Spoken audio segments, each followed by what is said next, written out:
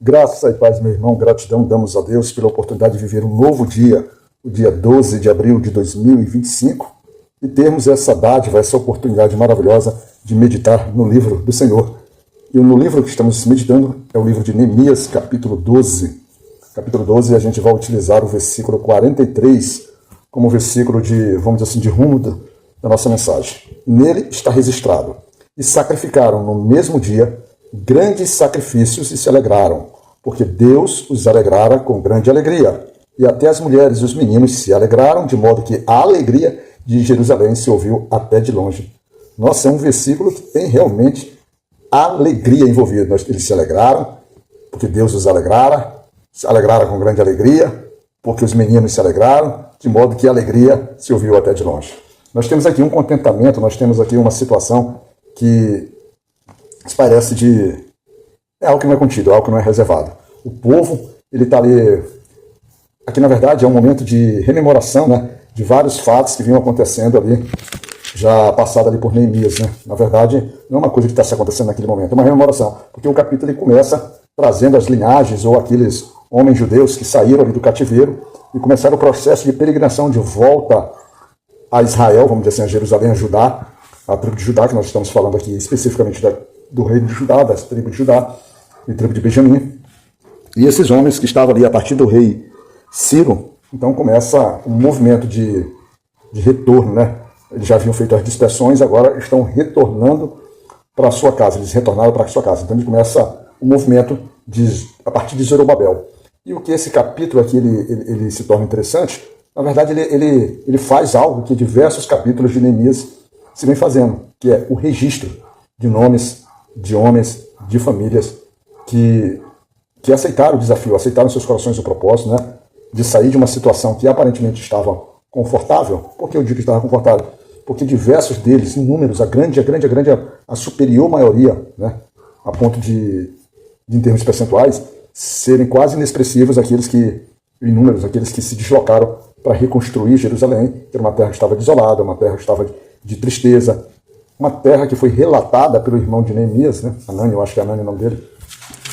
pelo irmão de Neemias, uma situação de muita tristeza, de muito sofrimento, de muita lamentação, né?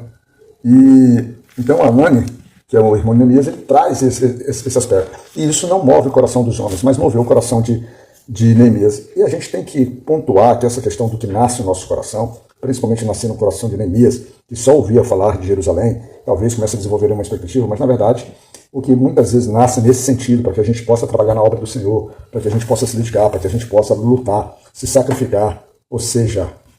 enfrentar todas as dificuldades que a vida nos oferece, para poder se sustentar na palavra de Deus, na caminhada do Senhor, a gente vê que claramente tem que ter o mover de Deus. E essa relação, dessa dependência, a gente vê durante os capítulos de Neemias. E aqui, então, Neemias, já nesse capítulo 12, ele está fazendo um dos últimos registros, né, dessas linhagens, dessas famílias que atuaram na obra. Então ele começa, vindo ali do versículo 1 até o versículo 26, trazendo só essas linhagens, falando sobre situações. E o interessante é que nesse processo, quando ele está falando dos levitas, né, os levitas que se envolvem ali com as músicas, ele sempre faz a referência, conforme ele faz sempre a referência a Davi, lembrando que Davi era um homem de Deus, né? Ele faz assim, a gente vê, por exemplo, lá no versículo 24, ele fala assim, ó: foram, pois, os chefes dos levitas, Asabias, Serebias e Jesua, filho de Cadmiel, e seus irmãos estavam defronte deles para louvarem, dar graças, segundo o mandado de Davi, homem de Deus, guarda contra guarda.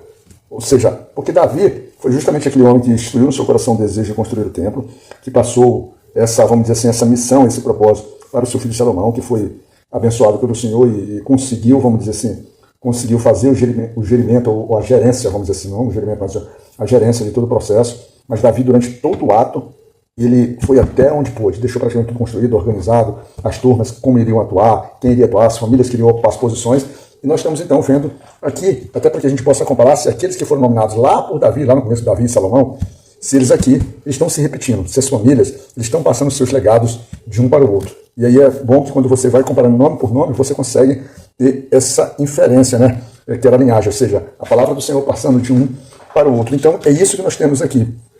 E dentro desse processo a gente tratava aqui sobre a edificação dos muros, ou seja, levantar os muros, que foi sobre aquela questão de batalha, aquela questão dos movimentos lá dos inimigos que se colocaram, inclusive inimigos que perduravam nesse desejo de fazer cair, inclusive surpreendendo esses inimigos que diziam que aqueles muros não se sustentariam, negando eles que não eram só as mãos dos homens que estavam ali fazendo a obra, estavam sim, mãos de homens e corações, mas era o próprio Senhor que se fazia ali presente com eles, né? Então, Sanbalat, Tobias e Gesem, em especial Sanbalat e Tobias, eles ali, nesse momento da edificação do muro, eles são homens que se sentem envergonhados, eles se sentem pequenos diante de ver que homens simples, né, que chegaram praticamente, Neemias chegou praticamente sozinho, que começou a, vamos dizer assim, a sensibilizar os demais irmãos judeus, foi acolhido pelos judeus, mas tiveram esses opositores contra ele, mas ele não se deixou vencer, pelo contrário, ele não se desviou do propósito. E o que a gente está vendo no capítulo 12 é todo esse cenário. Inclusive, naquele quando se fala que, justamente nessa edificação do templo, ou seja, o templo já pronto, e aquela preocupação também da habitação da terra, houve também uma preocupação, como a gente vê lá no versículo 44, assim, também, no mesmo dia, se nomearam homens sobre as câmaras, para os tesouros, para as ofertas alçadas, para as primícias, e para os dízimos, e para juntarem nelas, das terras das cidades, as porções designadas pela lei, para os sacerdotes, para os levitas, porque Judá estava alegre por causa dos sacerdotes e dos levitas que assistiam ali. Como agora eles estavam inclinados a querer obedecer ao Senhor, inclusive lá no Neemias 10, né? Lá do capítulo 9 ao capítulo 10, nós temos vamos dizer assim, a assunção, né? O compromisso, o concerto, o pacto, o acordo que o povo passaria a andar nos caminhos do Senhor, a ouvir, a viver a instrução dada por Moisés, da lei de Moisés para aquele povo. Nós temos então também por aquela série de nomes ali que foram os que assinaram, que confirmaram o selamento do acordo agora do povo com o próprio Senhor, que o Senhor nunca se desviou dos seus propósitos, nunca se desviou do amor que ele tinha, nunca se desviou da sua misericórdia sobre aquele povo, senão aquele povo já tinha sido dizimado. Porque como a gente vai vendo durante todo esse capítulo, o tempo todo eles são rebeldes. Eles recebem bênção e logo depois eles se envolvem em idolatria, se envolvem em, vamos dizer assim, descumprimento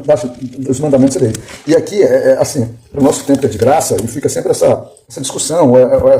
ou alguém tentando criar essa confusão, mas se é graça, não precisa de lei. Não, irmãos, a graça existe, a graça é esse poder merecido, é esse favor merecido de Deus em relação a nós, mas lembrando, a lei, o cumprimento de mandamentos, de, por exemplo, amar o próximo, de ser generoso, de praticar a paz, ou mesmo agir em guerra, quando o próprio Jesus disse que ele próprio traria a espada, que haveria mãe contra filha contra mãe, isso respeitados os limites que a palavra do Senhor estabelece, e a profundidade do que a gente deve entender disso e viver disso. Não dá para que você possa ter recebido a graça do Senhor, tá no seu crescimento de fé, se você literalmente vive completamente em confronto ao que a palavra do Senhor diz. Isso não é graça, isso é algo que você se aproximou da palavra de Deus por algum motivo que não é pelo próprio Deus, ou seja, você não foi trazido pelo Pai. Porque alguém que é trazido pelo Pai para sentar à sua mesa e ser chamado de filho é alguém que certamente será obediente. Eu, pelo menos, nunca fui o mais excelente dos filhos, né? Tenho consciência disso, são falhas que eu vivi na minha vida, mas mesmo